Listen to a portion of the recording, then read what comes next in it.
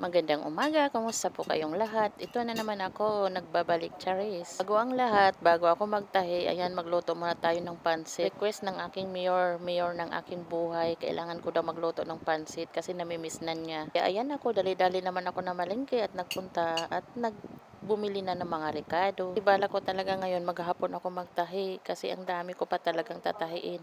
At minamadali din ako sa isa kong kaibigan kasi gusto na niya makabit ang kanyang kortina kaya sabi ko sa kanya, unahin ko muna yung unang order. Sabi niya, i-ano ko muna daw sa kanya, o di ba? Kaya busy ngayon ang inyong mananahi. Kaya ayan, luto ng aking pansit. Sinong gusto diyan, kainan na. Nag-ano na ako para sa akin sarili. Tapos mamimigay din ako sa kapatid ng aking asawa. Kasi mahilig din yun sa pansit. Charis. Siyempre, masarap talaga ang aking pansit.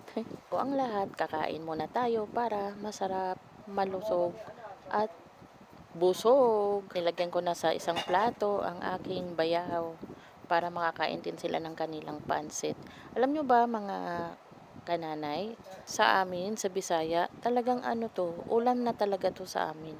Pero dito sa sa Maynila, sa Katagalugan, hindi nila ulam yun, pang snack lang. Pero para sa amin, ulam talaga to. Ito, ulam talaga namin ngayon. Ngayong tanghali ulam namin. Baka pwede pa maghapon. Charis. Nahon ngayon, kailangan natin magtipid-tipid. Sa hirap naman ng buhay. Ba natatakam ba kayo sa akin lutong pansit? Masarap yan. Yan.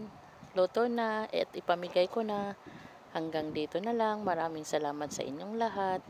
Salamat sa pagsubaybay sa aking mga vlog. Man kayo may isa-isa sa pagpapasalamat, maraming thank you.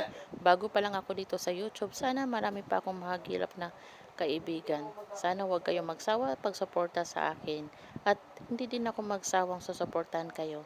Hanggang dito na lang, maraming salamat sa inyong lahat. Ako po ang inyong nanay mananahi. Babo!